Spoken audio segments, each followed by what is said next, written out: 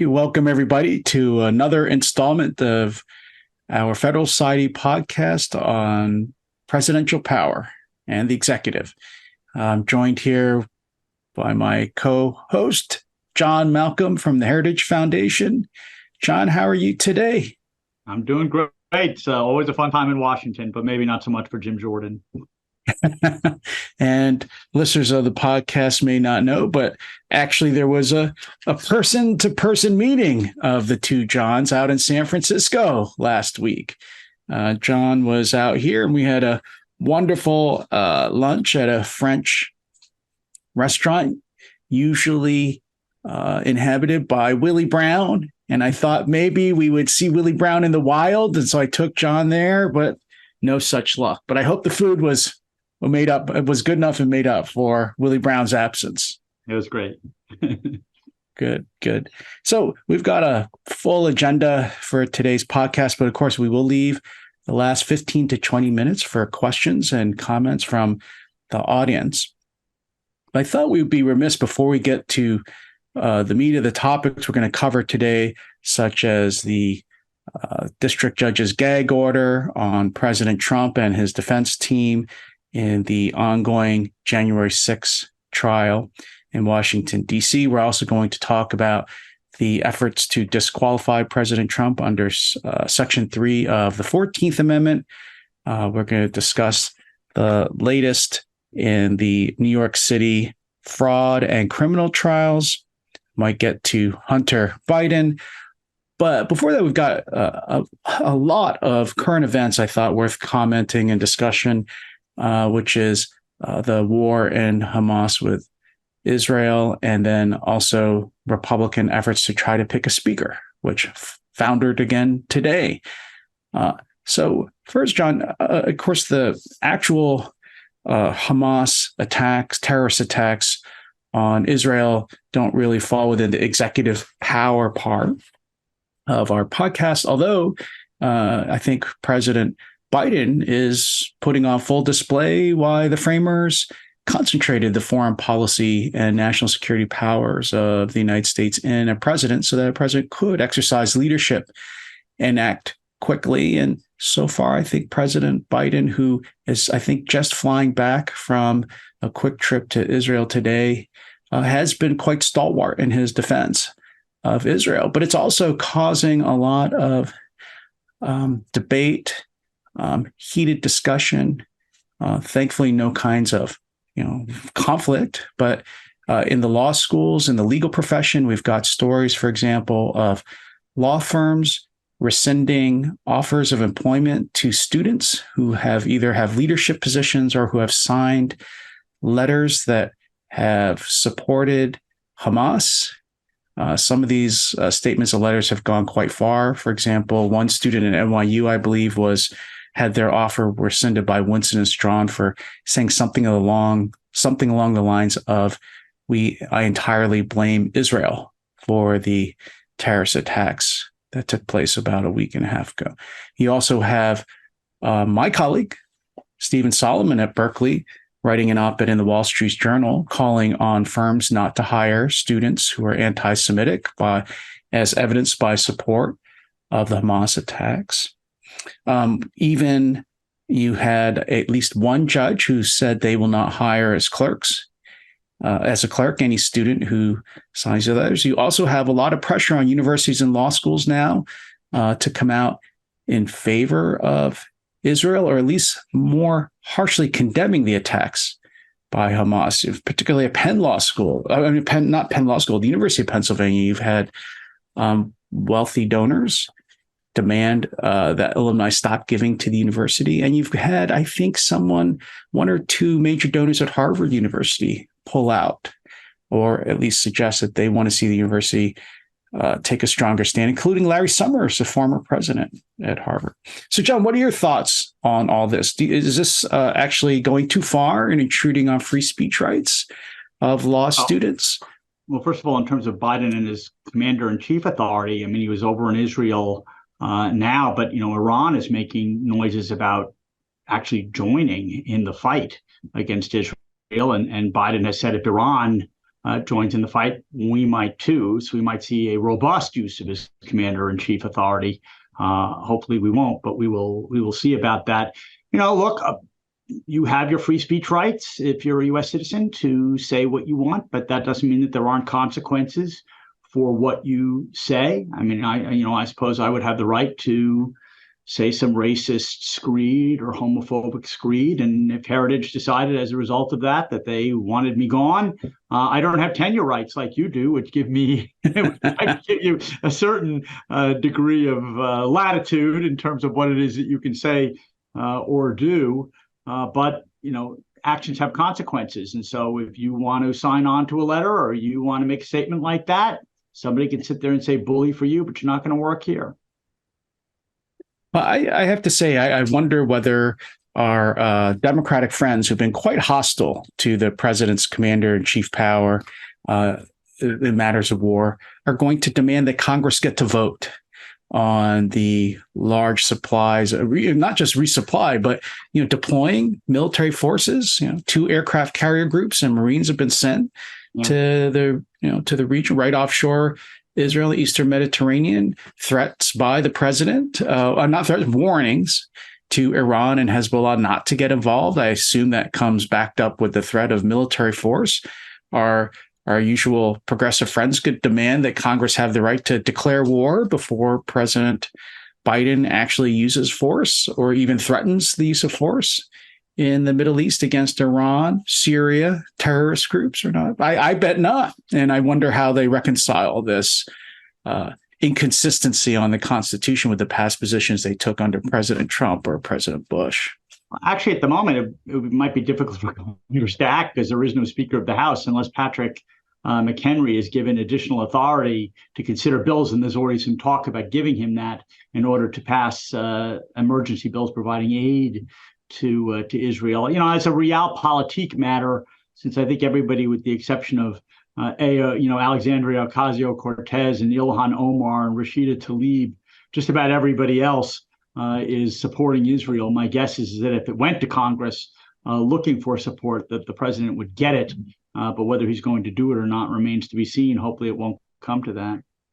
Yeah, in fact, President Biden himself, when he was a senator, was a strong proponent of the War Powers Resolution. I wonder if now that he sits at a different place in government, he's going to change, maintain his consistency on his constitutional views and invite Congress to seek to pass an authorization to use military force, which is funny because, I wouldn't bet on either, which is funny because when you and I were in the executive branch, we worked for a president who did not think Congress had to declare war.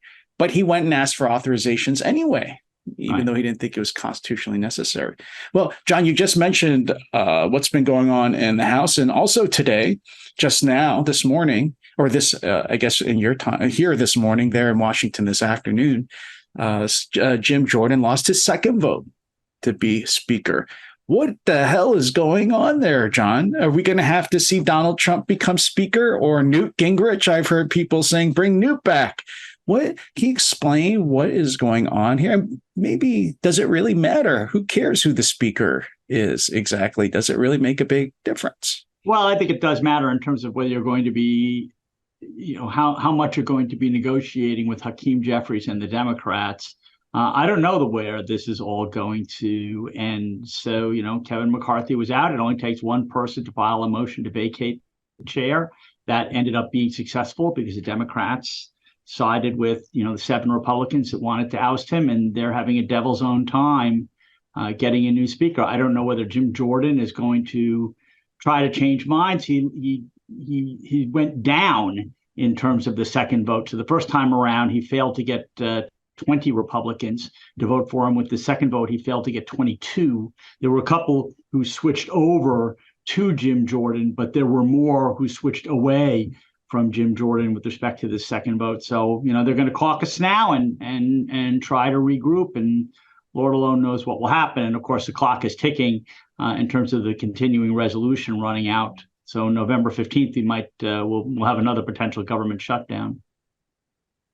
I mean, does this all work to President Biden and the administration's advantage? The more it looks like the Republicans in the House cannot get their act together, cannot run the House effectively does this actually enhance on the subject of this podcast, enhance the president's power vis-a-vis the House, vis-a-vis the Congress as a whole?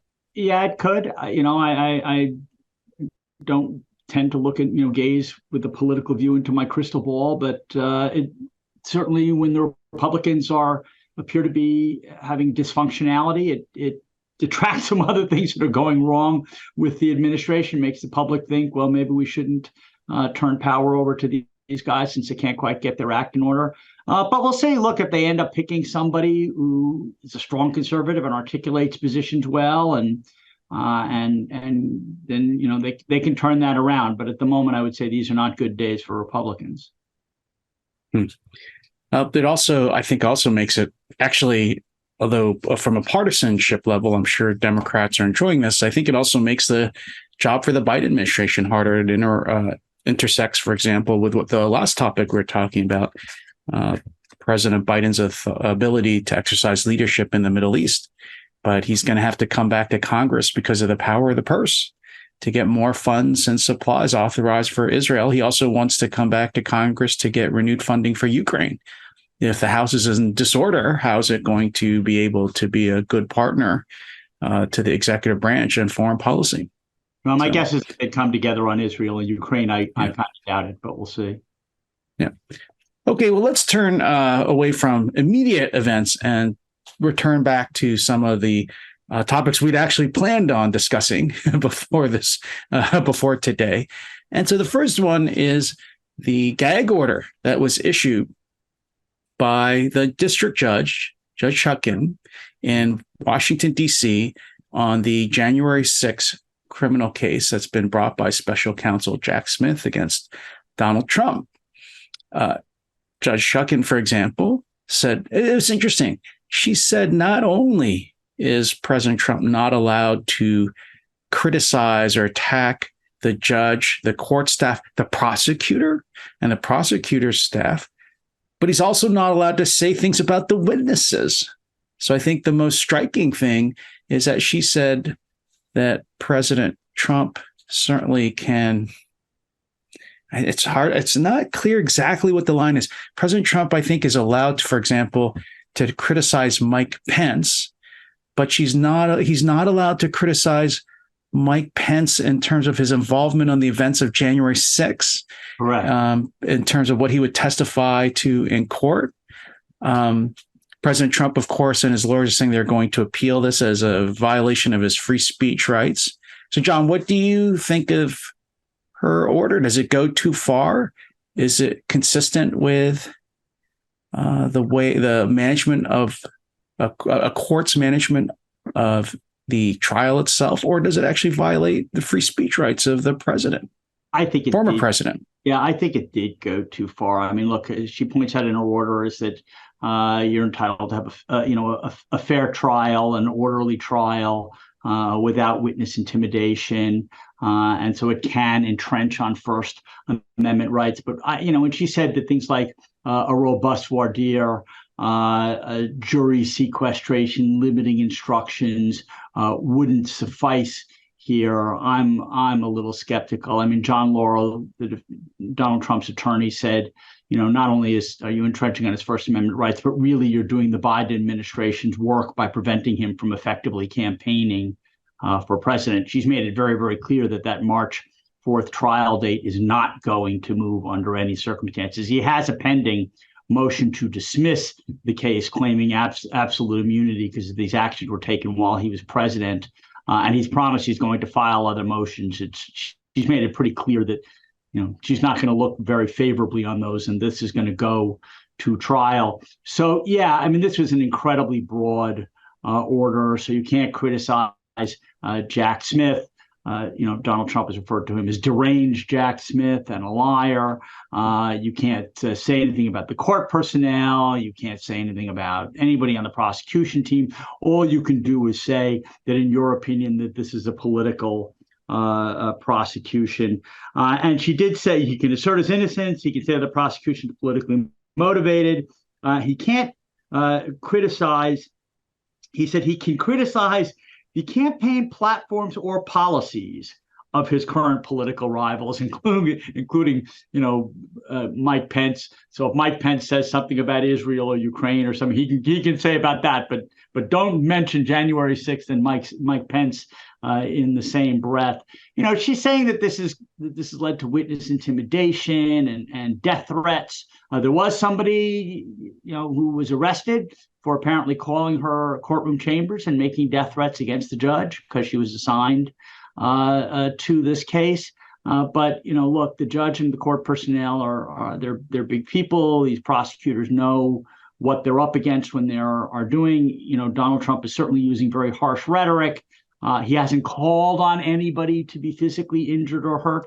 The judge, I think, stretched when she said, well, Mark Milley may be one of the witnesses in this trial. And he, of course, Donald Trump wrote a post saying that Mark Milley, some of the statements he made or some of the actions that he took were treasonous, and that in another time and place, treason is treated with the death penalty. But somehow thinking that, that what Donald Trump is doing is, again, inciting people to go out and kill the witnesses is, I think, a step too far. And I think that she could have managed things while giving more room for robust speech by Donald Trump, who is, after all, running to regain the Oval Office. Yeah, I think there's two different kinds of free speech rights. And I'm surprised that judges think they have the right to control the speech of anyone involved with the trial outside the courtroom. I think that judges have almost complete authority about how the court works inside the courtroom and what people are allowed to say or not say in terms of managing the court proceedings.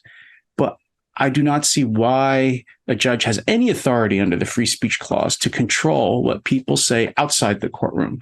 So it seems almost ridiculous. So you could have Donald Trump standing next to Jim Jordan.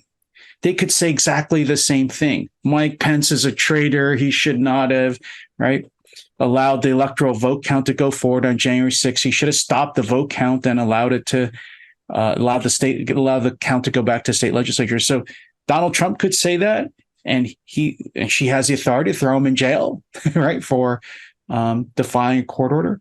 Jim Jordan could stand right next to him and say the exact same words, and that's okay. It seems so. The person whose rights are actually under threat, the criminal defendant, has less free speech rights to speak in the public forum about what's going on in his or her trial.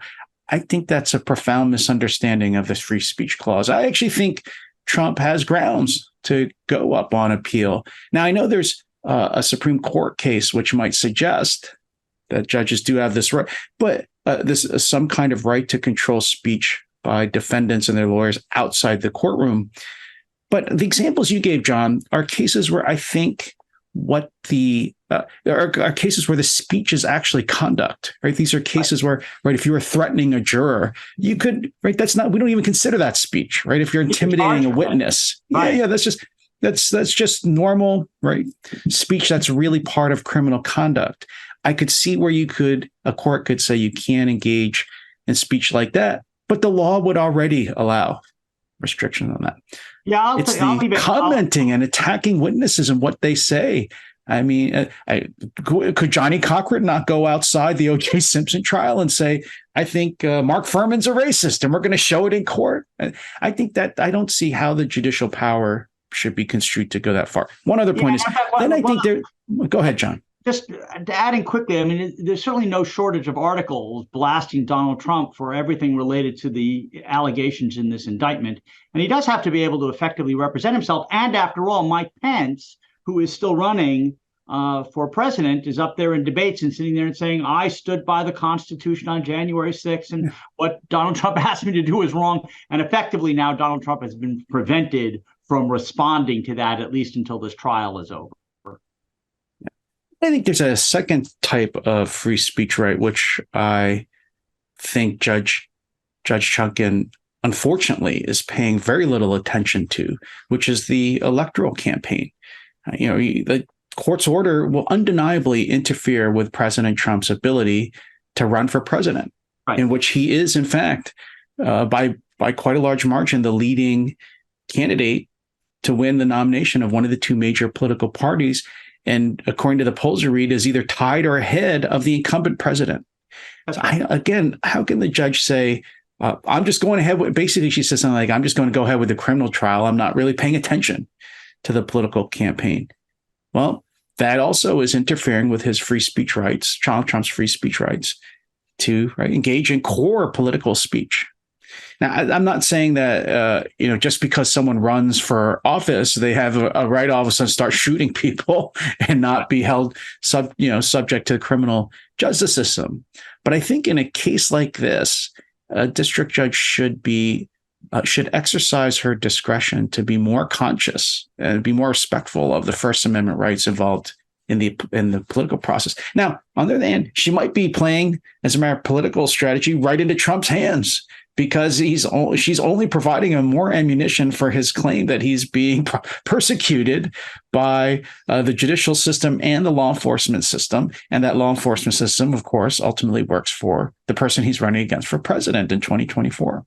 Yeah, frankly, if I had been Jack Smith, I don't think I would have even bothered asking for him to, gag him with respect to saying anything about him or the other prosecutors in the case. So what if Donald Trump calls him deranged? He should have expected that. And the fact that he can't, for instance, go forward and say, well, this prosecutor has demonstrated a political bias before and overreaching. Look what he did to former Virginia Governor Bob McDonnell and how the Supreme Court slapped him down. All of that now is off limits, according to this gag order. And I do think it's perfectly fair for Donald Trump to comment on that. Yeah. Good. Well, let's move on to yet another Trump and the Constitution and presidential power issue, which is ongoing efforts to try to disqualify President Trump under the 14th Amendment, Section 3, which calls for the disqualification from federal office for officers of the United States, members of the state executive and legislative branches, people who have engaged in insurrection or given aid and comfort to people who have engaged in insurrection. I think this has been bubbling along. We didn't get a chance really to explore it in detail, I think, in our last episode. You have the Supreme Court denying cert about a week and a half ago in a case where the lower, by sort of a frivolous litigant who said they were going to run for president against Trump, no one ever heard this fellow. That his case was denied on standing grounds in the lower courts. The Supreme Court didn't, make comment in denying cert in this fellow's case. But there are more serious cases going forward in places like Colorado and Minnesota. So, John, you've taken a look at this. I have as well. I wrote a little something about it a few weeks ago.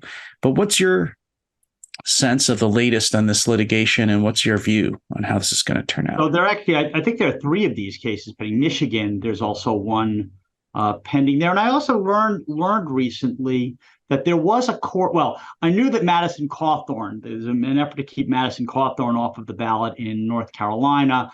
He lost his primary fight, so that case was moved out on this basis. Same thing with Marjorie Taylor Greene in Georgia, but a state court didn't rule on whether that section could apply to her. It said as a factual matter she hadn't done anything to incite an insurrection, so that case ended. But I did, which I'm sure was a great disappointment to her. But there was a case, she tries so hard, and no one respects her efforts at insurrection. There was a case though in New Mexico in which they threw out of office a county commissioner who had been elected on this basis. Now, he had actually gone into the Capitol on January 6th, but they had no problem actually the judge had no problem after a trial finding that this was in fact an insurrection and that it did disqualify him from office. So even though he was a sitting office holder, he was removed. So the only thing that's happened in these cases at the moment is that in Colorado,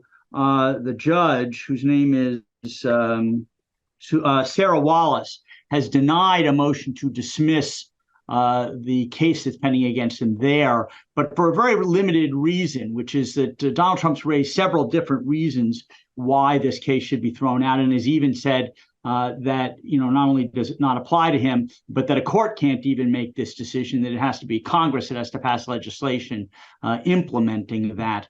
He filed one of the motions to dismiss, he filed under Colorado's anti-SLAPP statute. That's, the strategic lawsuits against public participation. Basically, it's designed to throw out frivolous lawsuits that entrench on First Amendment rights. And so he sued to dismiss on those grounds.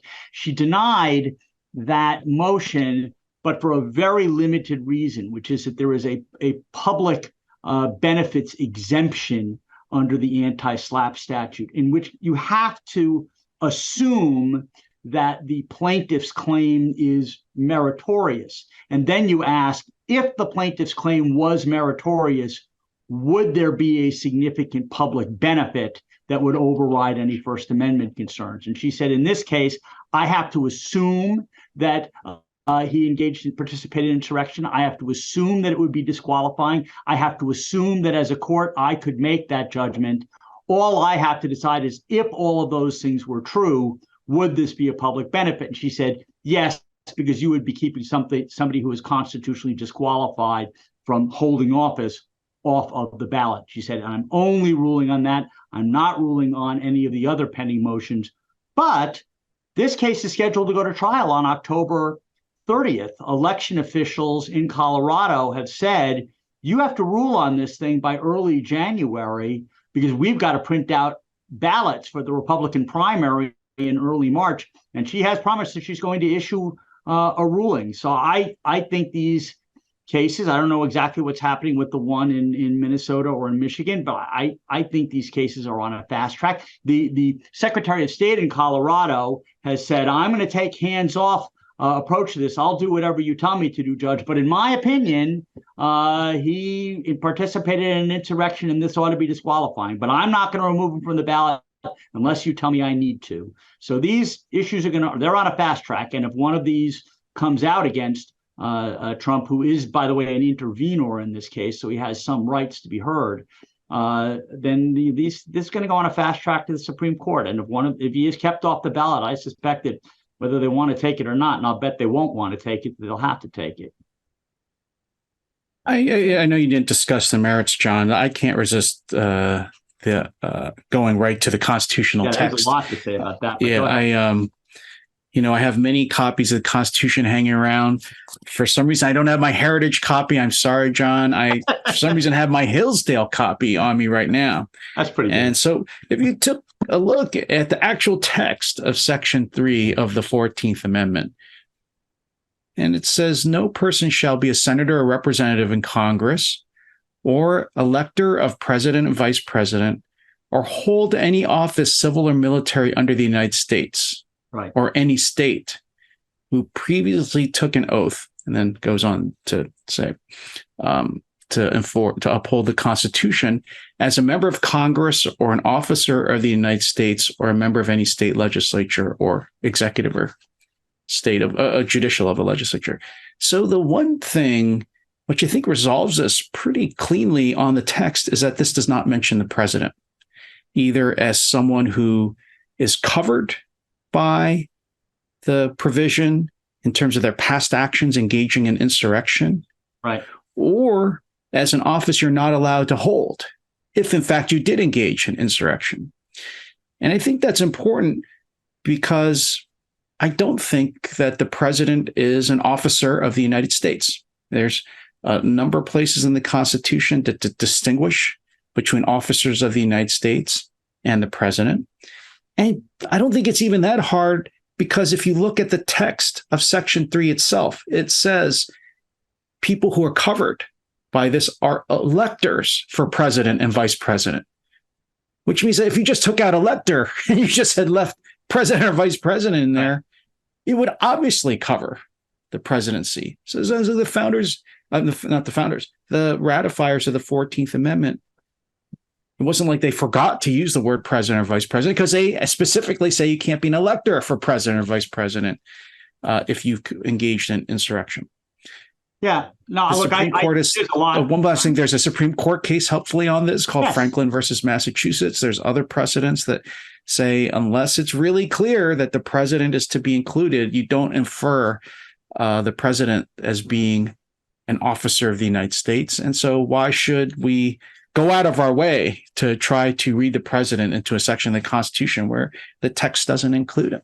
Yeah, so yes, and there's a lot of arguments to be made. One is that this wasn't an insurrection. Two, if it was an insurrection, Trump didn't participate in the insurrection. He was impeached for that reason and then acquitted by the Senate. Then there's the argument you just made. Josh Blackman and Seth Tillman and Michael Mukasey have said that officers of the United States are appointed positions on elected positions, therefore it doesn't apply to the president. Steve Calabrese originally came out and said that he thought that Section 3 did apply, but after considering that argument has now changed his mind. And, there's another argument to be made that the second sentence of Section 3, which says, but Congress may by a vote of 2/3 of each house remove such disability.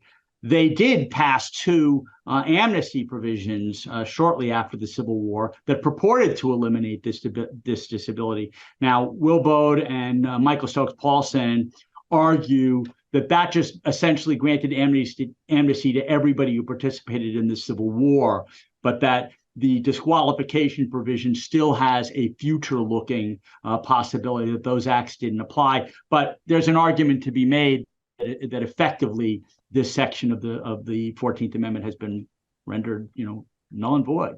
Or at the very least, it's non-self-executing. I think this is the most interesting part of the Bode and Paulsen argument is whether, if you read it with that last sentence about Congress removing the disability, whether it assumes that someone starts out under the just text of the amendment without any implementation by Congress or judicial finding. Right. Oh, you are an insurrectionist. You did hold public office, and that then you have to do something.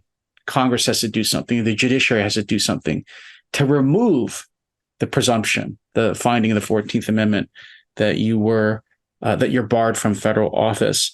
I tend to think, however, even if this officer of the United States versus presidency distinction doesn't hold, I still think this implementation question is difficult. I mean, I think the arguments are in favor of this section being non-self-executing, which is a topic I've studied quite a bit in my academic work on treaties.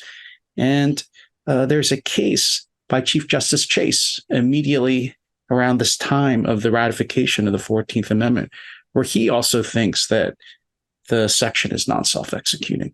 Yeah, so he was a circuit, riding circuit. He was a circuit. Yeah, riding circuit. Yes. And so I think it's I don't know about you, John. I would prefer that the people through the electoral process make their decision about whether President Trump was an insurrectionist, rather than having judges do it without any kind of guidance. Because if you don't have a statute, you don't have a definition of insurrection. You don't have a definition of involvement enough to, aid or comfort enough involvement to be a participant in insurrection. As you were mentioning, John, you don't really have a finding from Congress. If anything, the Senate acquitted President Trump. Boy, if you think our politics are messy now, just look what starts happening when secretaries of state and court registrars start removing Trump from the ballot. That's true. So let's turn to yet another front in the legal campaign involving President Trump, which was about a week and a half ago. We had the remarkable spectacle of President Trump appearing in a civil fraud trial brought against him by the Attorney General of New York. This case, I think, is actually kind of under the radar. Most people weren't discussing it. This, for example, is not the New York criminal case brought by Alvin Bragg. In fact, Alvin Bragg apparently had turned down bringing a prosecution on these grounds. Alvin Bragg is about bookkeeping shenanigans in order to cover up hush money payments. This is not the Georgia lawsuit claiming gigantic RICO enterprise operated by President Trump to try to reverse the outcome of the elections. This is not involved with the two federal special counsel investigations. This is a case where the claim is that President Trump, his family, and his business inflated the values of their assets, particularly real estate, in order to fraud.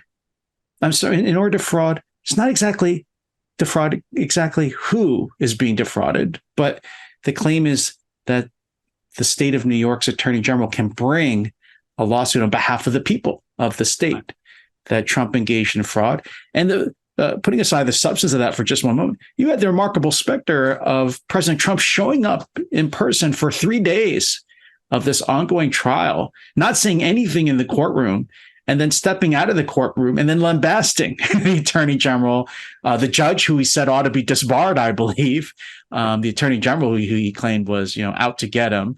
And of course, going off on basically everyone involved in this case. John, what do you think about this civil fraud case? Do you think it has grounds to go on? The judge, for example, has already found that Trump wildly exaggerated his assets. For example, I think President Trump claimed that the size of his personal apartment in Trump Tower was something like 10 times larger than it really was, or something outrageous size. But go ahead, John. What do you think of this? Yeah, well, so here I think he really can make the claim that Letitia James, the New York Attorney General, is out to get him, because when she was running for election, she said she was going to go out to get him. Same thing with Alvin Bragg.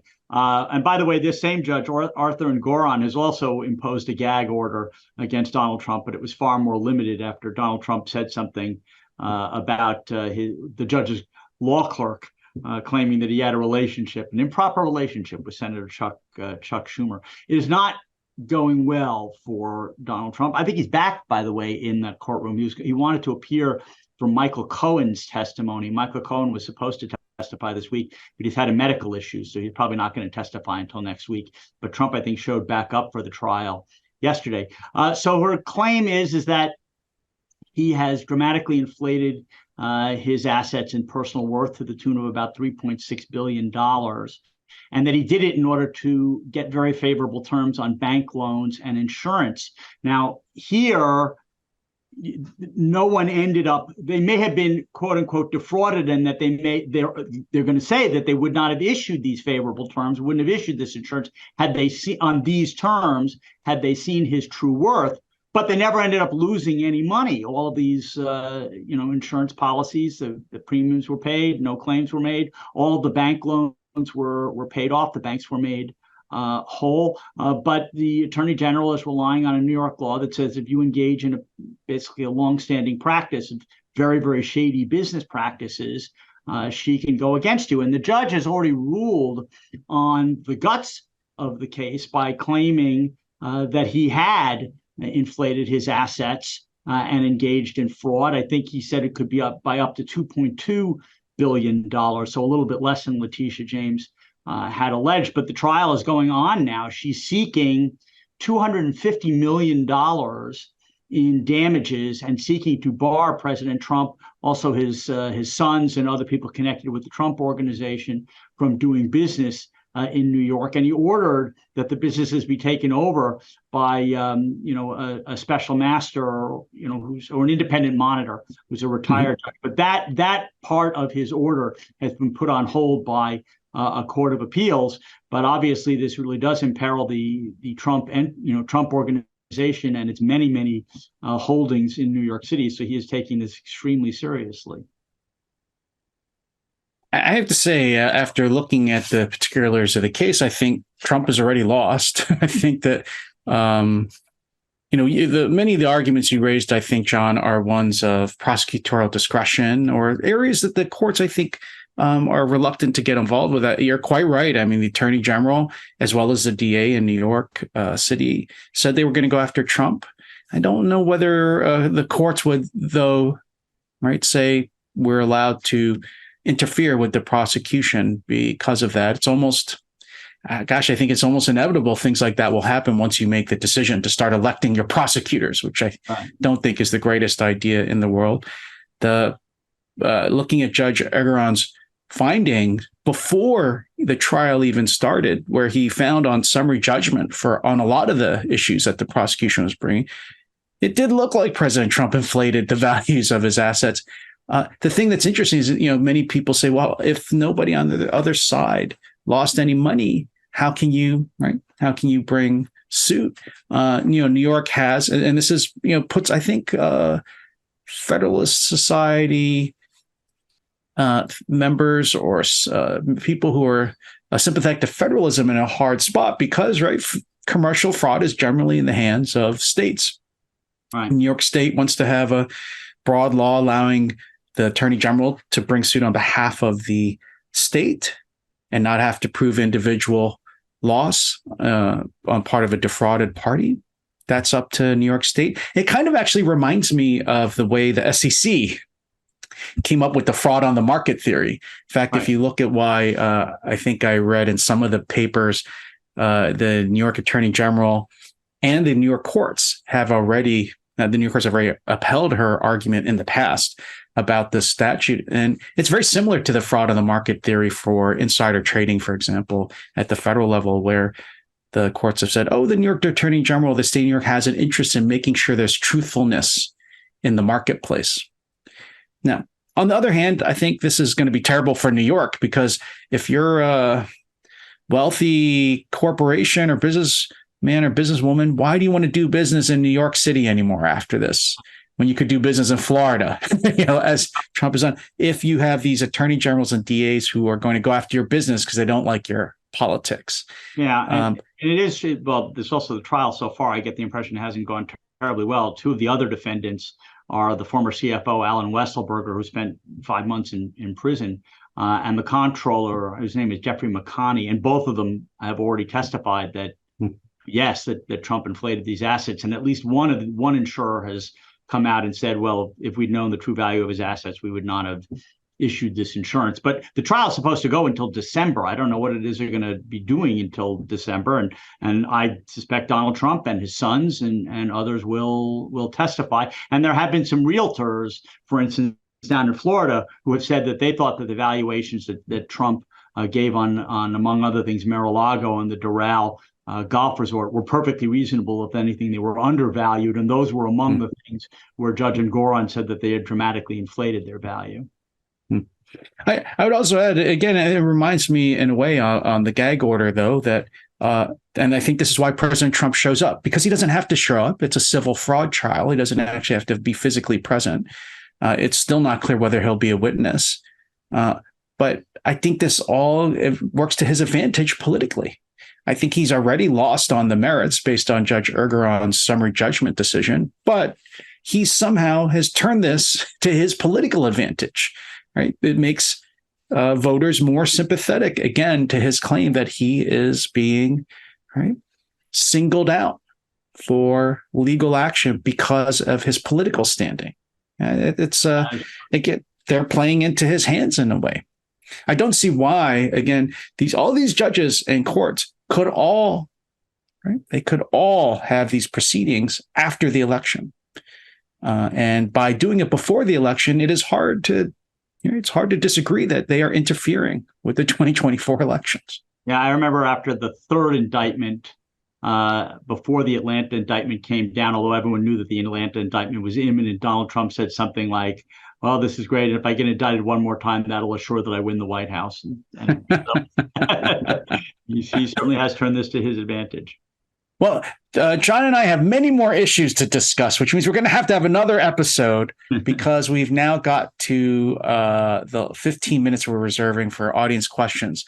So, Emily, why don't you manage the Q&A queue, which seems to already have a fair number of questions, and why don't you decide which ones to ask and read them out, and John and I will try to answer them. We get to the Georgia trial, which is actually starting next week, but maybe we'll get a question about it. Yeah, maybe we should. Well, maybe what we'll do is have an episode after we see the first week of proceedings. Yeah. Emily, go ahead. Well, thank you both for this insightful discussion. We'll now turn to audience questions. If you have a question, please enter it into the Q&A function at the bottom of your screen. And we'll now go to the first question asked by a member of our audience.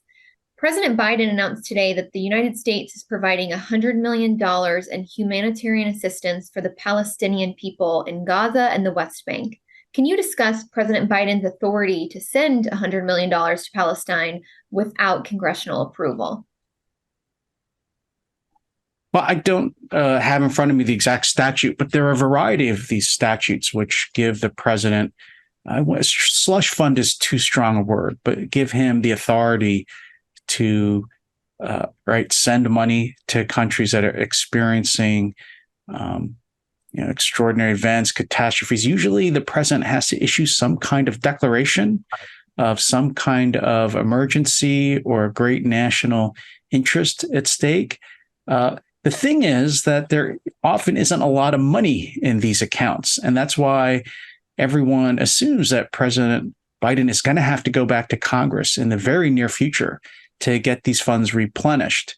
Also, presidents have some authority to reprogram money, they call it, where move money from one account to another during periods of national emergency or periods of some kind of national security threat or foreign policy interest being threatened abroad. And so I'm certain that that's what President Biden has done. He's going to issue an executive order that says that the fighting between Israel and Hamas poses national security interest for the United States. And so under that authority, he's going to be able to access these kinds of funds. But I think they're going to run out awfully fast. Yeah, all of that is usually done, as you say, pursuant to some statute. There are a lot of statutes that allow presidents to just declare emergencies and move money around. So he's not doing it pursuant to any specific appropriation, but I'm sure that there's some statute out there that he's relying upon, and we'll see which one he cites. The next member of our audience is asking if the DC gag order applies to Trump's campaign, such as television commercials and as well as his oral statements and tweets. Well, PACs are not supposed to be coordinating with campaigns, so I suppose that his surrogates can say stuff, and his PAC can say stuff. They can say deranged Jack Smith or the Vice President Pence was a traitor. I suppose they can say that, but heaven help Donald Trump if they end up finding out that he was in fact directing them in terms of what it is that they said and how they said it.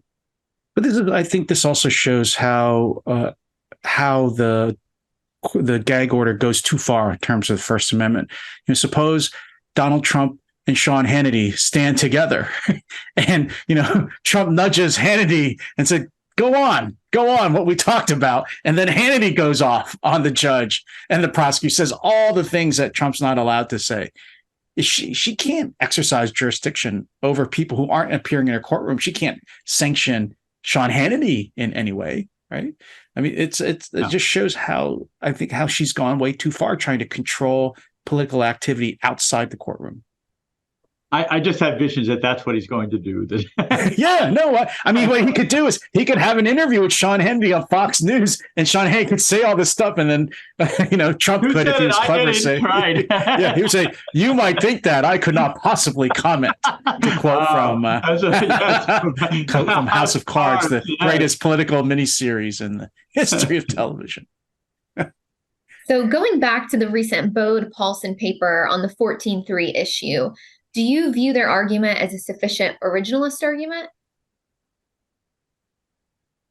John, do you want to go, or do you want me to go? Well, look, it's a fascinating article. You should read it, and then you should read Josh Blackman and Seth Tillman's rejoinder to that. And I think there have been other articles that have been written since then. I mean, the fact of the matter is that there was not a huge amount of thought given to this. I mean, it was done in the immediate post-revolutionary, a civil war, in which you had people showing up in Congress saying, choose me, who had been Confederate generals and colonels. You had Alexander Stephens, the former vice president of the Confederacy, was there, and they wanted to make sure that unless and until the winning side congressman had granted them amnesty, that they weren't able to serve in any form or fashion. I think Section 3 before these latest doings was only invoked something like 3 times, and it was all against former Confederates who had served. You have this very complicating factor, which is that shortly after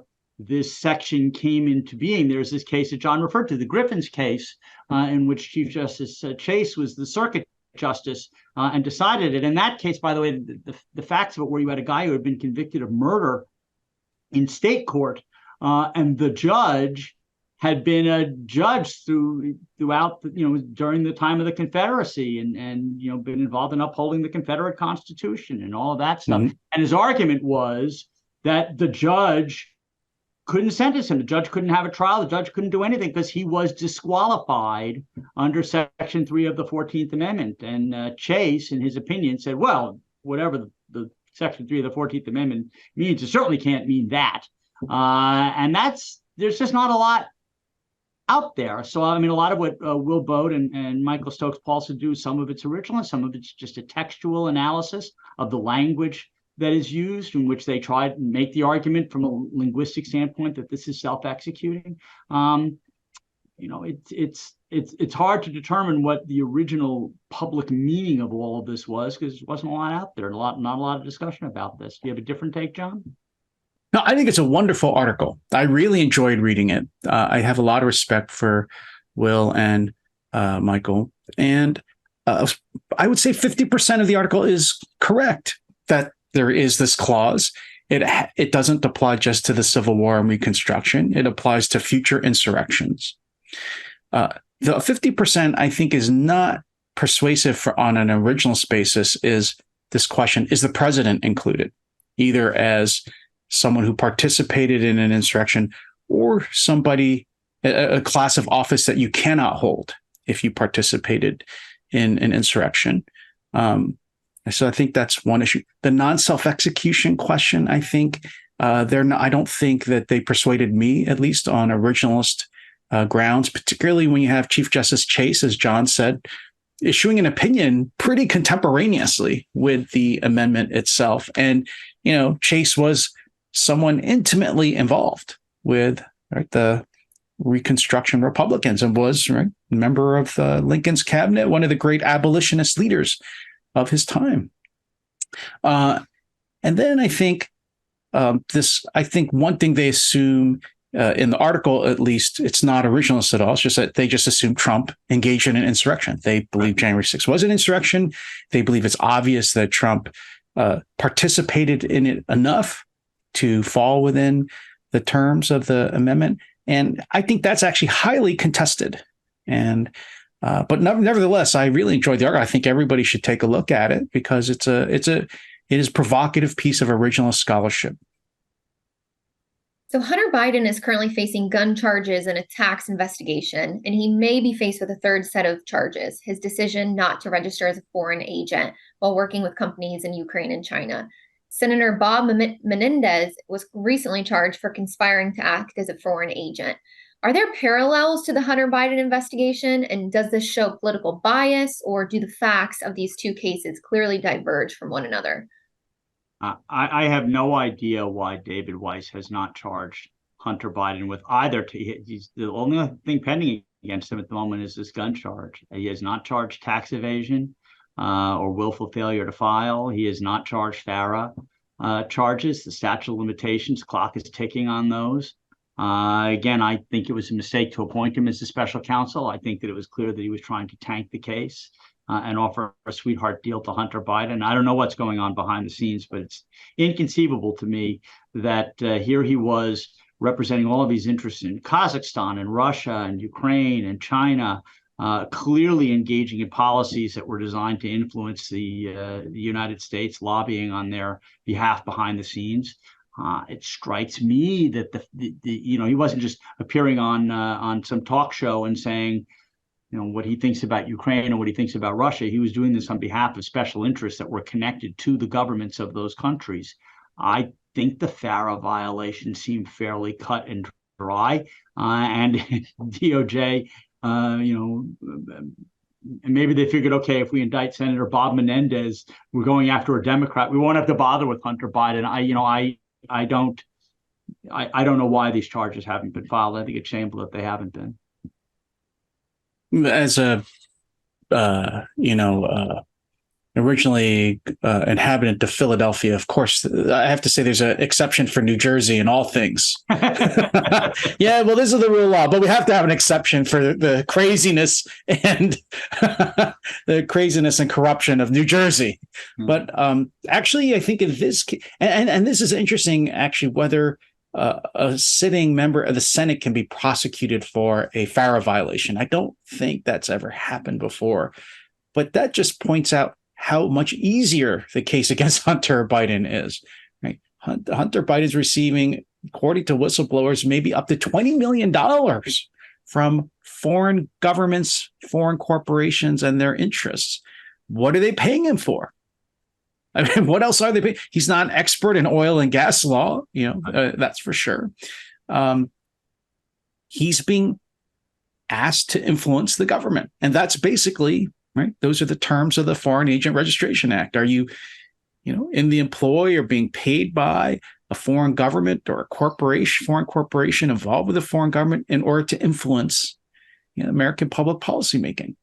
Right? That's now. I do think that the other shocking thing about this, as John points out, is that how is it that David Weiss, before he was special counsel, was allegedly conducting investigation into Hunter Biden and didn't find any of this, and yet it's easily found by a House Oversight Committee, which has far less power at its disposal to get witnesses and documentary evidence than a U.S. attorney.